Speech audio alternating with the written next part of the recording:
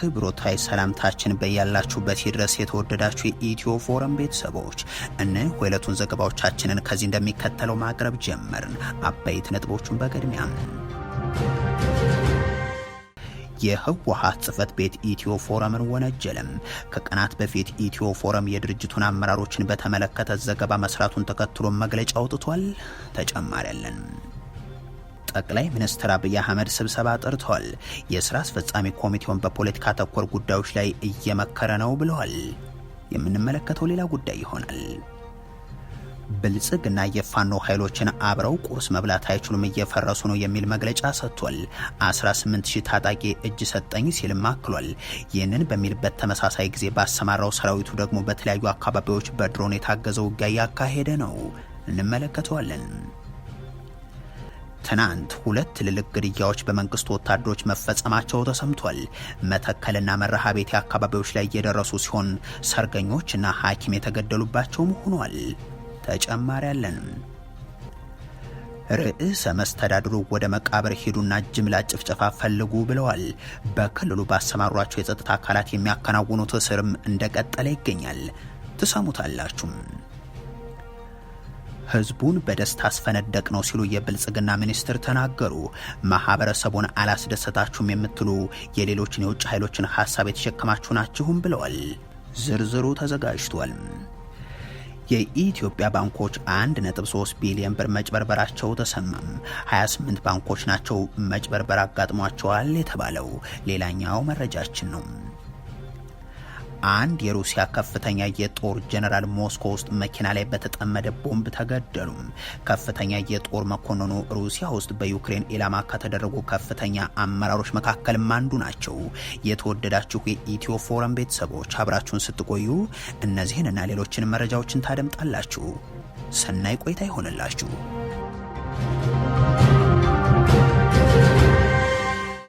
የህወሓት ጽህፈት ቤት ኢትዮ ፎረምን ወነጀለም።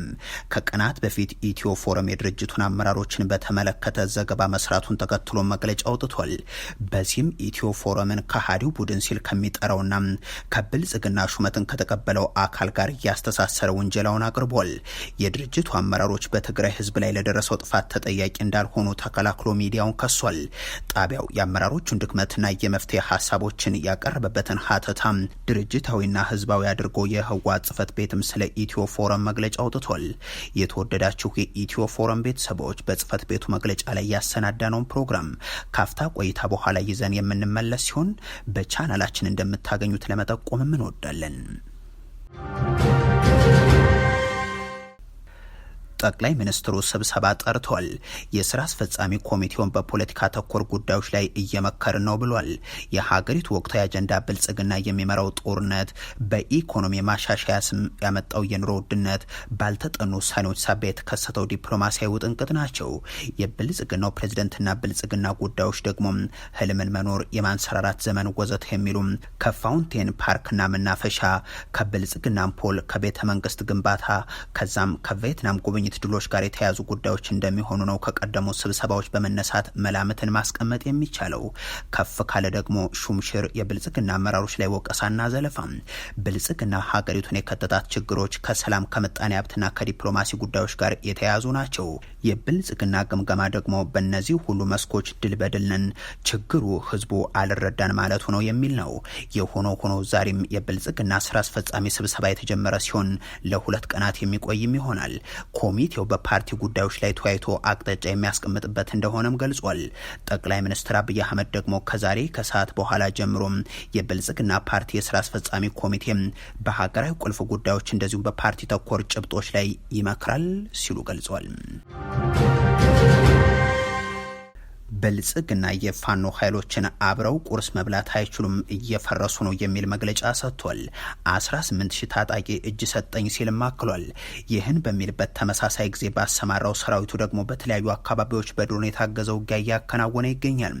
የሀገሪቱ ጦር ቀዳሚው ሰው ፊልድ ማርሻል ብርሃኑ ጁላ በአማራ ክልል እየተዋጉት ያለውን ኃይል በ10 በመቶ አቅም ብቻ ወደ መለቃቀም መሸጋገራቸውን ከገለጹ 2 ዓመት ሊሞላቸው ነው። ዛሬም ከ2 ዓመታት በኋላ ግን የብልጽግናው ሹማምንት የሚናገሩት ሀሳብ የፋኖ ኃይሎች ወደ ፖኬት ተደብቋል፣ እየፈረሱ ነው የሚል ነው።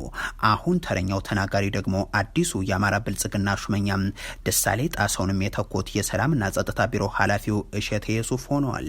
በእርግጥ ከሳቸው በፊት የነበሩት አመራር ላለፉት ዓመታት ያሉት ጉዳይ ቢሆንም እርሳቸውን በተራቸው በድጋሚ መጥተው ፋኖ እርስ በራሱ እየተገዳደለ ነው፣ የክልሉ ሰላም ግን እየተረጋገጠ ነው፣ ፊት ለፊት ገጥመው መንግስትን አይገዳደሩም፣ ሽፍታ ሀገርን አይመራም ወዘተ የሚል ማብራሪያ ግን አቅርበዋል። ክልላችን አሁን በተጨባጭ ያለበት ሁኔታ ሰላም እየተረጋገጠ ያለበት ሁኔታ ያለው ጽንፈኛ ቡድኑ በፖኬት እየገባ ያለበት ሁኔታ ነው የምንመለከተው። ፊት ለፊት ተዋግቶ ወታደራዊ የበላይነት ይዞ ክልላችንን የሚያንበረክክበት እድል የለው። መንግስትን የመገዳደር አቅምም ብቃትም የለው። ኮስመኗል ማለት ይቻላል። እርስ በርሱ እየተጋጨ ነው። እርስ በርሱ እየተጋደለ ነው። ለሁለት ለሶስት የተከፈለ ነው። በጥቅማ ጥቅም ይጋጫል፣ ይጋደላል። እንኳን አይደለም ሀገር ለመምራት እንኳን ክልል ለመምራት አንድ ላይ ቁርስ አብሮ መብላት፣ ምሳ አብሮ መብላት የማይችል የማይነበብ እና የማይግባባ ኃይል ነው። በእርግጥ የፋኖ ኃይሎች አደረጃጀቶች መካከል አሁንም አንድነት መምጣት አለመቻሉ እንዲህ ያሉ ንግግሮች የብልጽግናው ሰዎች ያደርጉ ዘንድ መልካም አጋጣሚን ፈጥሯል።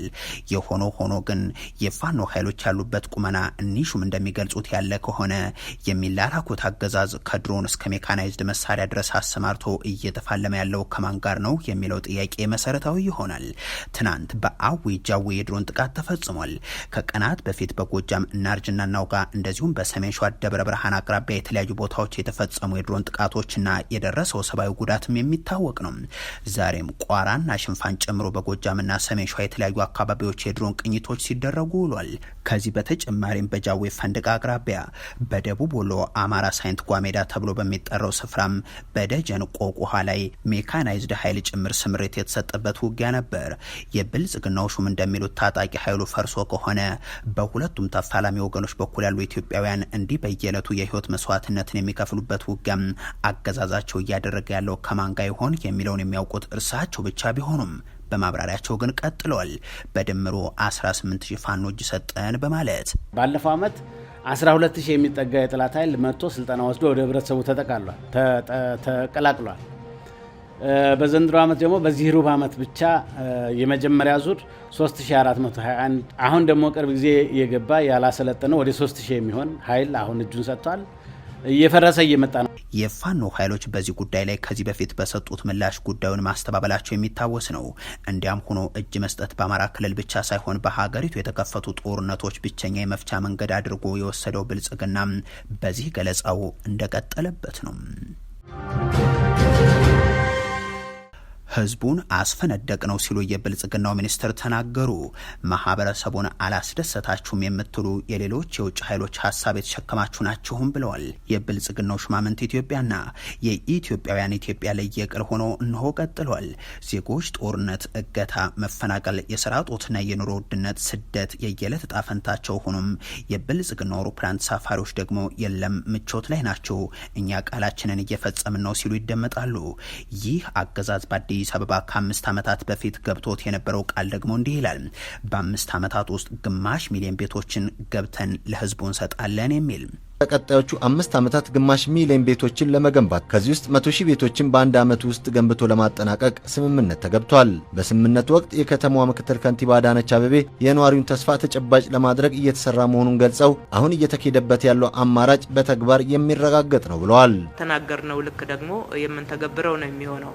እንደ ከተማ አስተዳደር ግብአቶችን አዘጋጅተናል። መሬት ዝግጅት አድርገናል። የሚገቡ እቃዎች ኢትዮጵያ ውስጥ የማይገኙ እቃዎች ከቀረጥ ነፃ መግባት የሚችሉበትን ሁኔታ አመቻችተናል። እነሆ ዛሬም ከ5 ዓመታት በኋላ 500,000 ሳይሆን 500 ቤት መገንባቱ እንኳን ማረጋገጥ የሚቻል ባይሆንም ትናንት የብልጽግናው ሚኒስትር ጫልቱ ሳኒ ግን ህዝቡን በደስታ አስፈነደቅ ነው ሲሉ ተደምጧል። ይህን ያሉት ደግሞ በቅርቡ አምነስቲ ኢንተርናሽናል በሀገሪቱ የተለያዩ አካባቢዎች የሚካሄዱ የኮሪደር ልማት ስራዎች የዜጎችን መሰረታዊ መብቶችን እየተጋፉ ስለሆነ በጊዜያዊነት ቆመው ግምገማ ይደረግባቸው የሚል ምክረ ሀሳብ ቀርቧል በሚል በፓርላማ የቀረበላቸውን ጥያቄ ተከትሎ ነው። ዓለም አቀፍና የሰብአዊ መብት ተቋማትን በዓለም አቀፍ ተቋማት እየተጠየቀ ያለው አንደኛ በፍጥነት አስገድዶ ከቤት ማፈናቀልን እንዲያቆም፣ ሁለተኛ ለጊዜው የኮሪደር ልማቱ ቆሞ ገለልተኛ ምርመራ ተደርጎ የሰብአዊ መብት ተጽዕኖች ላይ ግምገማ እንዲደረግ። ሶስተኛ በልማቱ ምክንያት ከሚጎዱ ሰዎች ጋር በቂ ውይይት እንዲደረግ ሪኮሜንዴሽን ቀርቧልና ይህን ሪኮሜንዴሽን ተቀብሎ ስራ ለመስራት ሚኒስቴር መስሪያ ቤታችሁ ምን ያክል ተዘጋጅቷል ማለት ነው? ሚኒስትሯ ለዚህ የሰጡት ምላሽ ኢትዮጵያውያን እንደ ፀሐይ ያስፈነደቅናቸው፣ እኩልነትን አረጋገጥን፣ ድሃውን ከሀብታም ጋር እኩል አደረግነው፣ የዜጋውን ክብር መልሰን ዲሞክራሲን ተገበርን። እናም የሌሎችን ሀሳብ አምጥታችሁ የምታቀርቡ ለምን ደስታችንን ትነጥቁታላችሁ የሚል ነው። ዛሬ ላይ ልጆቻችን ዜጎቻችን ፈንድቀው እንደ ፀሐይ በርተው በዝናብም በፀሐይም ዜጎቻችን ወክ እያደረጉ የሚገባቸውን ልማት ሲያገኙ ለዚህ መደሰት አለመቻልና የሌሎቹን ሀሳብ መግዛት እኔ ፍትሃዊነትን ማረጋገጥ የቻለ እኩልነትን ማረጋገጥ የቻለ ዴሞክራቲክ ኤሌመንትም እና ኤክሰርሳይስንም ማረጋገጥ የቻለ ለሀብታሙ ብቻ ያልቆመ ኤንድ ክብሩን የሚመጥን ደረጃ ላይ ዜጎቻችን እንዲቀመጡ የተደረገበት መንገድ ነው። በኮሪደር ልማታችን ህዝቡ ፈነደቀ ሲሉ ሚኒስትሯ በሚናገሩበት በዚህ ወቅት የእገታ ሰለባ የሆኑትና በተለያዩ ምክንያቶች በክፍያ የተማረሩ የሀገሪቱ የከባድ መኪና አሽከርካሪዎች ደግሞ ቅሬታቸውን እያቀረቡ ናቸው። ለኮሪደር ልማት የሚል ደረሰኝ እየተቆረጠልን ከ10 ሺህ ብር ጀምሮ እንድንከፍል እየተገደድን ነው ሲሉም የሀገር አቋራጭ አሽከርካሪዎች ተቃውሟቸውን አሰምቷል። በተለይም በማዕከላዊ ኢትዮጵያ ክልል በሚገኙ አንዳንድ ከተሞች ለኮሪደር ልማት በሚል ደረሰኝ እየተቆረጠ ከ10 ሺህ ብር ጀምሮ መዋጮ እንደሚከፍሉ፣ ይህ ደግሞ በግዳጅ እየሆነ እንደሆነ የሚገልጹት አሽከርካሪዎቹ ከክልል ከተሞች ነዳጅን ጨምሮ የተለያዩ ምርቶችን ጭነው ወደ አዲስ አበባ በሚጓዙበት ወቅት በሚያቋርጧቸው ከተሞችም ለኮሪደር ልማት በሚል የሚጠየቁት ክፍያ እጅግ እንዳማረራቸው ነው የሚገልጹት። ርዕሰ መስተዳድሩ መቃብር ሂዱና ጅምላ ጭፍጨፋ ፈልጉ ብለዋል። በክልሉ ባሰማሯቸው የጸጥታ አካላት የሚያከናውኑት እስር ደግሞ እንደቀጠለ ነው። የሶማሌ ክልል ርዕሰ መስተዳድር አቶ ሙስጠፋ መሐመድ ከሰሞኑ ልዩ ፖሊሶቻቸው ያደረጓቸው ተግባራት መነጋገሪያ ነበሩ። በእስር ከአንድ ወር ለበለጠ ጊዜ የቆየው የ16 ዓመት ታዳጊም በጸጥታ አካላት በደረሰበት ድብደባ ሳቢያ መሞቱን ተከትሎ አስተዳደራቸው ከፍተኛ ተቃውሞ ቀርቦበታል። ዛሬም በጅግጅጋ ድብቅ እስር ቤቶች እንዳሏቸው የሚነገርላቸው ርዕሰ መስተዳድሩ ትናንት ደግሞ የኦብነግን ቢሮ እንዲዘጋ አድርገው የ80 ዓመት ሽማግሌን ጨምሮ ከ50 በላይ ሰዎች እንዲታሰሩ ማድረጋቸውን መዘገባችንም የሚታወስ ነው። ይህ እስር ሴቶችና የኦብነግ ሰዎች ላይ ብቻ ያነጣጠር አልነበረም የሚሉት የኢትዮ ፎረም የጅግጅጋ ምንጮች ከሰሞኑ ከታዳጊው ግድያ ጋር ተያይዞ በተፈጠረው ተጽዕኖ ሳቢያም በርካታ ታስሮ የነበሩ ሰዎች እንዲፈቱ እየተደረገ ነው በሚል ሀሳባቸውን በማህበራዊ ትስስር ገጻቸው ላይ አስፍረዋል የተባሉ ሁሉ ወደ ወህኒ ቤት መጋዛቸውንም ጠቁሟል። ይህን የእስር ዘመቻና ሰሞንኛ ጥቃት ተከትሎ ማብራሪያ ሊሰጡ በክልሉ የመገናኛ ብዙሃን የታዩት የፖሊስ ኮሚሽነሩ አብዲ አሊ ዚያድ ደግሞ በብርቱ ክንዳችን የጸጥታ ስጋት የሆኑብንን ከየትም እንይዛለን የሚል ማብራሪያ ሲያቀርቡት ሰምቷል። ከሰሞንኛው የታዳጊው ግድያ ጋር በተያያዘ ምርመራ ለማድረግ የሞከረው የፌዴራል ተቋሙ የሰብአዊ መብቶች ኮሚሽንም የመጀመሪያ ሙከራው እንዲከለከል ያደረጉት ርዕሰ መስተዳድሩ ሙስጠፋ መሐመድ ያስተላለፉት መልእክት ደግሞ መነጋገሪያ የሆነው ሌላኛው ጉዳይ ነው። ጅምላ ጭፍጨፋ ከፈለጋችሁ መቃብር ሂዱ ሲሉ ነው የገለጹት። ርዕሰ መስተዳድሩ በተቀናጀ መልኩ ዘመቻ እንደተከፈተባቸው በሚገልጸው በዚህ ሀተታቸው የቀደመው ጊዜ ወንጀል ያለባቸው ሰዎች የተለያየ ነገር እያቀረቡ ወንጀላቸውን ለመሸፈን እየሞከሩ ነው ሲሉ ይገልጻሉ። አንድ ሰው ራሱን ከፎቅ ከጣለም ወይንም ሴት ባሏን ከገደለች አሊያም ደግሞ አንድ ሰው ወቅቱ ደርሶ በተፈጥሮ ከሞተ ሰበብ እየተፈለገ ገደሉ እየተባለ ነው ሲሉም ያክላሉ። ከዛም ይቀጥሉና ባስገደሏቸው ሰዎች ስላቅ የሚያቀርቡት ሙስጠፌ መሐመድ ይህን ሁሉ ከሚያደርጉ ጅግጅጋ መካነ መቃብር ላይ ሂደው መቃብሮች ላይ የሚቀርበውን አስከሬን መዝግበው ጅምላ ጭፍጨፋ ተደረገ ቢሉ አይሻላቸውም ወይ ሲሉም ገልጿል። ርዕሰ መስተዳድሩ ይህንን በሚሉበት ተመሳሳይ ወቅት ደግሞ በተለያየ መንገድ ተቃውሞ እያስተናገዱ ናቸው። ትናንት 2 ትላልቅ ግድያዎች በመንግስት ወታደሮች መፈጸማቸው ሰምቷል። መተከልና መርሐቤቴ አካባቢዎች ላይ እየደረሱ ሲሆን ሰርገኞችና ሐኪም የተገደሉባቸውም ሆኗል። ትናንት በመተከል ዞን ድባጤ ወረዳ በመንግስት ኃይሎችና የኦሮሞ ነጻነት ጦር አባላት መካከል የተኩስ ልውውጥ ተደርጎ ነበር የሚሉት የአካባቢው ምንጮች በዛ ውጊያ የመንግስት ኃይሎች ጉዳት አጋጥሟቸው ከተመለሱ በኋላ በድባጤ ወረዳ ሳይዶ ተብሎ በሚጠራ መንደር ነዋሪዎችን በጋራ ገድለዋል ብለዋል። ልጃቸውን ለመዳር ሰርግ ጠርተው ድግስ ሊደግሱ የነበሩት አቶ ሻምበል ገርባ ቤት የነበሩ የአካባቢው ነዋሪዎች ላይ የመንግስት ወታደሮች የተኩስ ሩምታ ከፍተው 7 ሰዎችን ገድለው ሌሎችን ማቁሰላቸውን አክሏል። ወታደሮቹ መንደሩን እንዲቃጠል ከማድረጋቸው በተጨማሪ ከተገደሉት ሰዎች ውስጥ አንደኛውን ሰው በሚነደው እሳት ላይ ጨምረው የተፈጸመ ግድያ ነው ሲሉ የአካባቢ ምንጮች ይገልጻሉ። በእርግጥ ከዚህ በፊትም የመንግስት ወታደሮች ዩኒፎርም የለበሱ ሰዎች ከዚህ በፊት በዚህ ቀጠና ሰውን ከነነፍሱ እሳት ውስጥ ሲጨምሩ ታይተው ነበር። ሌላኛው ትናንት የተፈጸመው ግድያ ደግሞ በአማራ ክልል ሰሜን ሸዋ ዞን የደረሰ ሲሆን ሐኪም ጭምር የተገደለበት ነው ተብሏል። በመርሃ ቤት የመሳለሚያ ተብሎ በሚጠራ አካባቢ በጉዞ ላይ የነበረ ተሽከርካሪ ላይ የመንግስት ወታደሮች የተኩስ ሩምታ ከፍተው የተፈጸመ ግድያ መሆኑን የገለጹት ምንጮች አንድ ሐኪምን ጨምሮ ከተሳፋሪዎች ውስጥ የተገደሉ አሉ ያሉ ሲሆን ቁጥሩን በውል ማወቅ እንዳልተቻለ ግን አንስተዋል። በሀገሪቱ በተለይም በጦርነት ቀጠናዎች ላይ ሰላማዊ ዜጎች እንዲህ ባለ መልኩ እየተገደሉም ቀጥለዋል። የኢትዮጵያ ባንኮች 1.3 ቢሊዮን ብር መጭበርበራቸው ተሰማ። 28 ባንኮች ናቸው ይህ መጭበርበር አጋጥሟቸዋል የተባለው። የኢትዮጵያ ባንኮች 1.3 ቢሊዮን ብር መጭበርበራቸውን የገለጸው የኢትዮጵያ ብሔራዊ ባንክ ዓመታዊ የገንዘብ ደህንነት ሪፖርቱን ይፋ ባደረገበት ወቅት ነው። የባንኩ ሪፖርት እስከ ፈረንጆቹ ሰኔ 2024 ድረስ ያሉ የገንዘብ እንቅስቃሴዎች ዙሪያ ትኩረቱን አድርጓል። ባንኩ በሪፖርቱ ላይ እንደጠቀሰው 28 የኢትዮጵያ ባንኮች 1.3 ቢሊዮን ብር በአጭበርባሪዎች ገንዘባቸውን አጥተዋል ብሏል። የማጭበርበሪያ ድርጊቶች የተፈጸሙት በሐሰተኛ የገንዘብ ኖቶች፣ በተሰረቁ የኤቲኤም ማሽኖች፣ በሐሰተኛ ቼኮች፣ በሐሰተኛ የስልክ መልእክትና ተያያዥ መንገዶች አማካኝነት ነው። በዚህ ዓመት ባንኮች ያጡት ገንዘብ ካምናው ተመሳሳይ ወቅት ጋር ሲነጻጸር በ300 ሚሊዮን ብር ጭማሪ እንዳሳየን በሪፖርቱ ላይ ተመላክቷል። በኢትዮጵያ በአጠቃላይ ካሉ 31 ባንኮች ውስጥ 28ቱ ሲጭበረበሩ የቀሪዎቹ 3 ባንኮች ማንነት ግን በሪፖርቱ ላይ አልተመላከተም። ባንኮች ከአነስተኛ የብድርና ቁጠባ ተቋማት ጋር በመቀናጀት ብድሮችን እየሰጡ ነው የተባለ ሲሆን ይህ አገልግሎት እየጨመረ መሄድና የበየነ መረብ ማጭበርበሮች መበራከት ባንኮች የሚያጡት ገንዘብ ሊጨምር እንደሚችል ብሔራዊ ባንክ በሪፖርቱ ላይ መጥቀሱን ከፌደራል ስነ ምግባርና ጸረ ሙስና ኮሚሽን የተገኘው መረጃ ያሳያል። 1.3 ቢሊዮን ብር ተጭበረበሩ የተባሉ ባንኮች ስም ዝርዝር ግን በይፋ አልተገለጸም። አንድ የሩሲያ ከፍተኛ የጦር ጀነራል ሞስኮ ውስጥ መኪና ላይ በተጠመደ ቦምብ ተገደሉ። ከፍተኛ የጦር መኮንኑ ሩሲያ ውስጥ በዩክሬናውያን ኢላማ ከተደረጉ ከፍተኛ የክሬምሊን አመራሮች አንዱ ናቸው።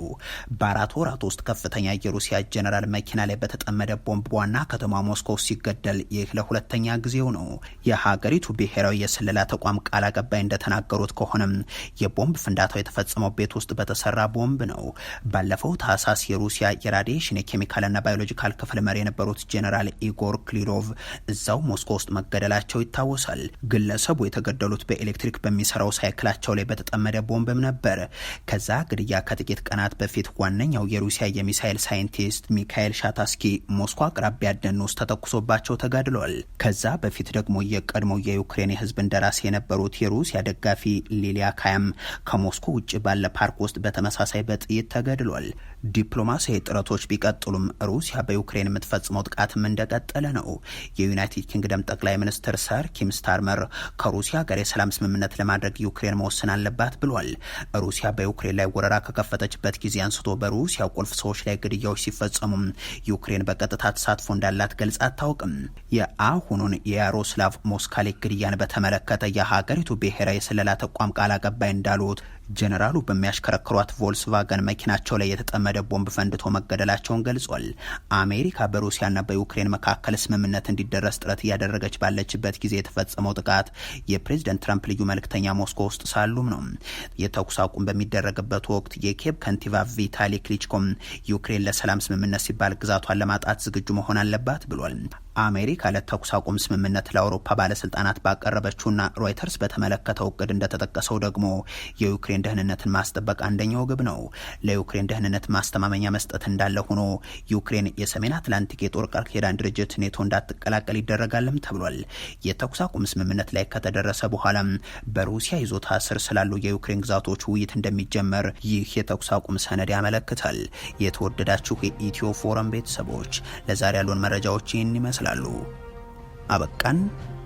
ቸር ያሰማን።